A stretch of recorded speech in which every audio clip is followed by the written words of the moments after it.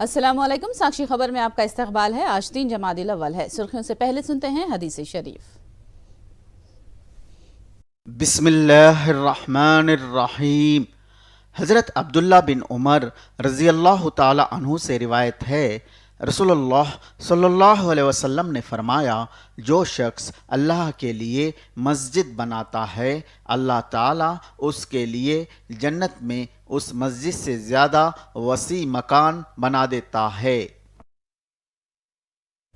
और अब सुर्खियां। हैदराबाद के हदूद की 15 हल्कों में 4119 पोलिंग मराकिज का क़याम। हसास और इंतहाई हसास इलाकों में मरकजी फोर्स होगी तैनात। कांग्रेस का मंशूर बकवास। नामपल्ली में मौजूद हुसैन की तायद में असद अवैसी की पदयात्रा और आवाम से मुलाकात।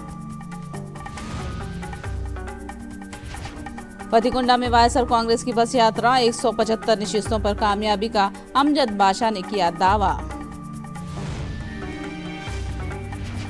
कल हिंद ऑस्ट्रेलिया के दरमियान होगा आलमी खिताबी मुकाबला। नाकाबिल तस्खीर रही हिंदुस्तानी टीम की जीत के लिए हौसले बुलंद।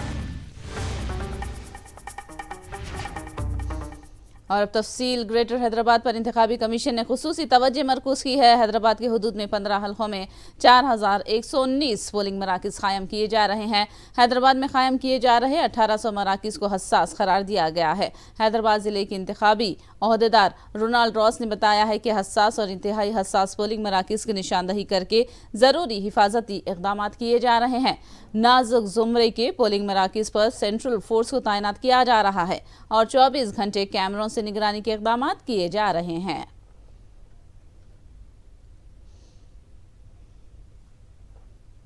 कांग्रेस का मंशूर 42 सफ़ात पर मुश्तमिल नहीं बल्कि 420 पर मुश्तमिल मंशूर है। बीआरएस पार्टी ने यह इल्ज़ाम लगाया। कांग्रेस कायदीन ने इल्ज़ाम लगाया कि कर्नाटक में ही कांग्रेस ने 6 महीनों के बाद भी गारंटियों पर अमल नहीं किया है।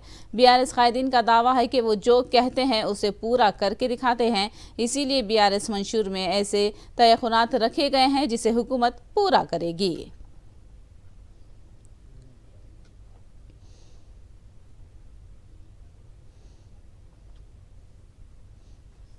मजलिस के सदर असदुद्दीन अवैसी ने कांग्रेस के मंशूर को बकवास करार दिया और दावा किया कि बीआरएस हुकूमत ने अक़लियतों की बहबूद के लिए अच्छे काम किए हैं। असद अवैसी नामपल्ली असेंबली हल्के में पार्टी के उम्मीदवार माजिद हुसैन की तायद में इंतखाबी मुहिम में हिस्सा ले रहे हैं। कुछ नहीं है, सब एक कागज़ को काला कर दिया गया है। हाँ, एक बात जो है उसमें कि जो शादी की स्कीम है, जो महिलाओं को ख़वातीन दी जाएंगी, उसमें नॉन मुस्लिम को सोना दे रहे हैं और मुस्लिम और माइनॉरिटीज़ को सोना नहीं दे रहे हैं। इससे इनकी फ़िरका परस्ती का इजहार होता है और कुछ है ही नहीं, उसमें सिर्फ कागज़ काला कर रहे हैं।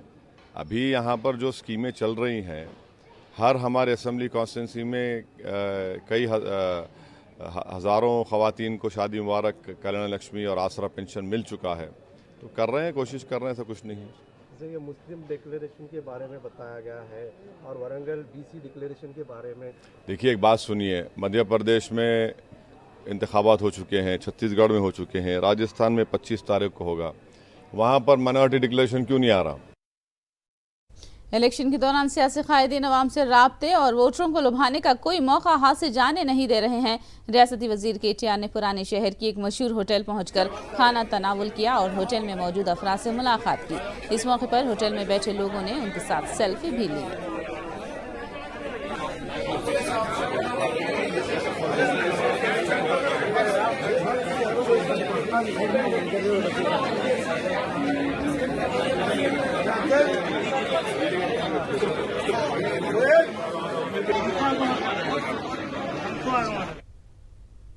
मजलिस बचाओ तहरीक के उम्मीदवार अमजदुल्ला खान ने याकुतपुरा हल्के के गंगानगर का पैदल दौरा किया।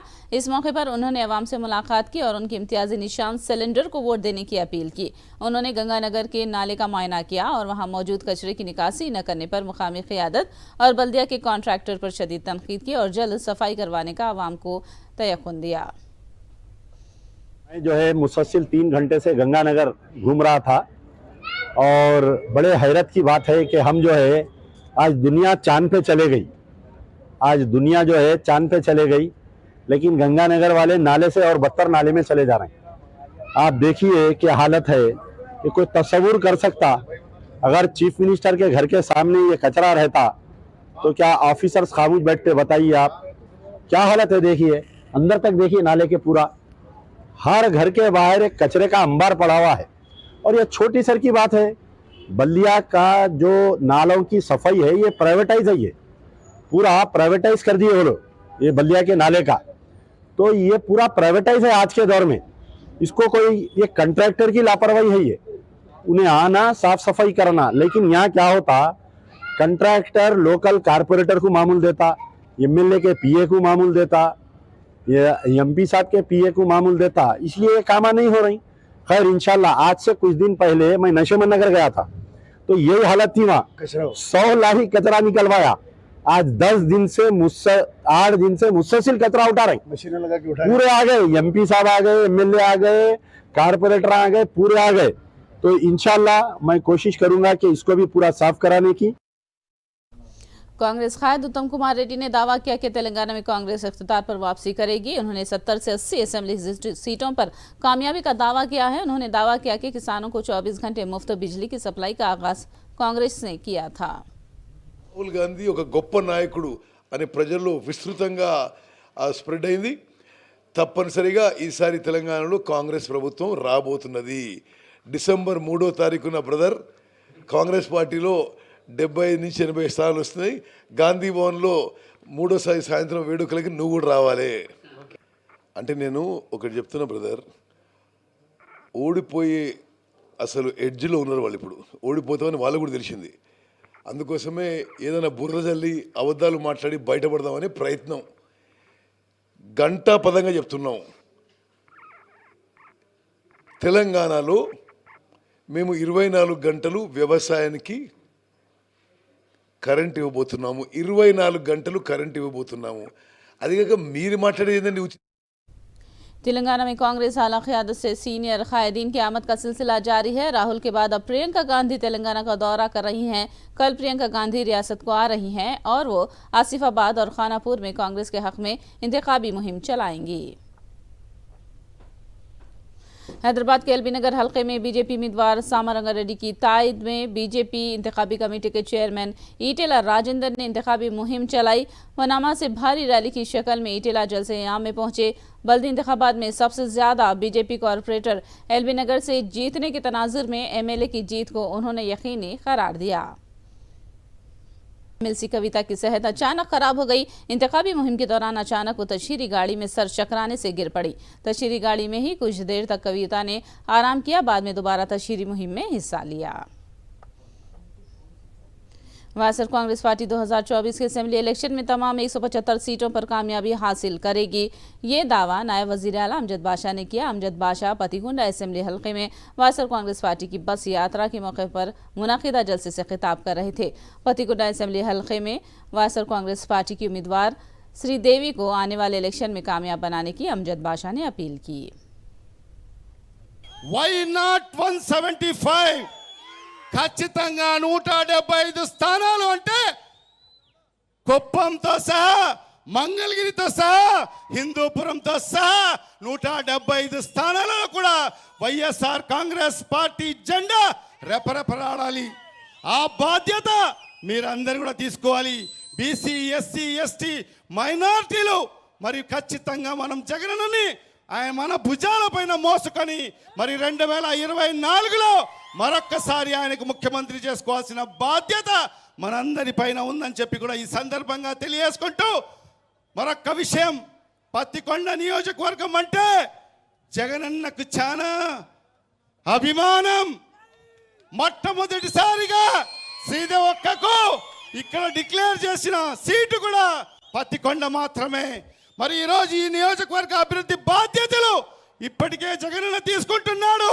రాబో రోజుల్లో కూడా జగనన్న ఈ నియోజకవర్గ అభివృద్ధి బాధ్యతలు తీసుకుంటాడని చెప్పి కూడా ఈ సందర్భంగా మీకు అందరికీ కూడా తెలియజేసుకుంటూ, మరి అక్క శ్రీదేవమ్మకు మీరందరూ కూడా అత్యధిక మెజార్టీతో మరొక్కసారి శాసనసభకు పంపించాలని చెప్పి కూడా ఈ సందర్భంగా మీకు అందరికీ కూడా చేతులు జోడించుకుంటూ మరి సవినయంగా విజ్ఞప్తి చేసుకుంటూ సెలవు తీసుకుంటున్నాను.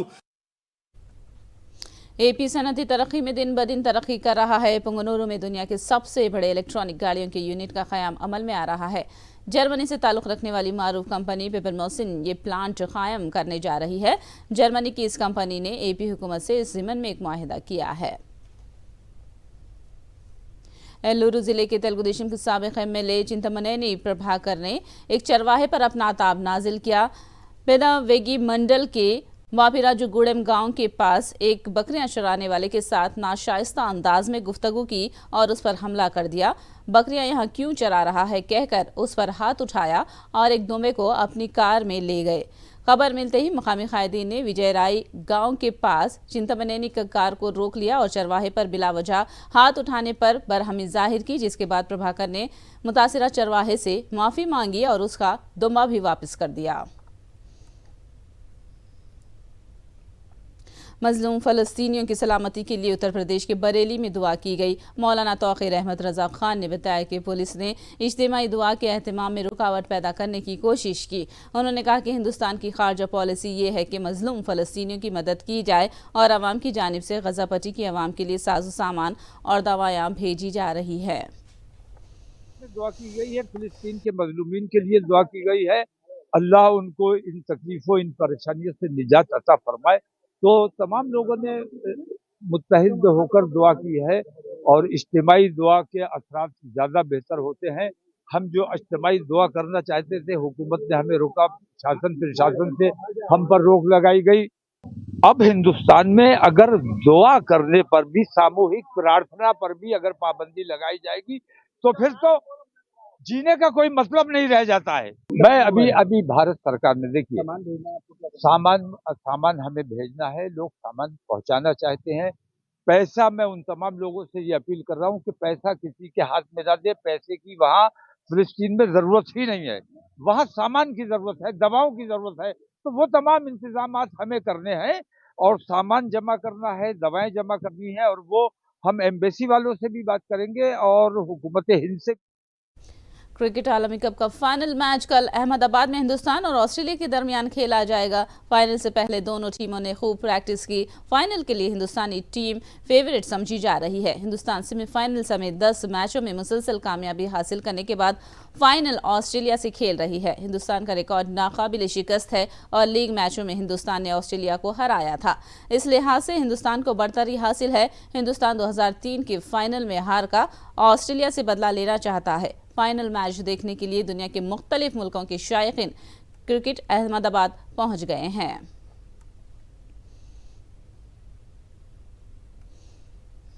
साक्षी खबर में फिलहाल इतना ही। साक्षी टीवी पर खबरों का सिलसिला जारी रहेगा।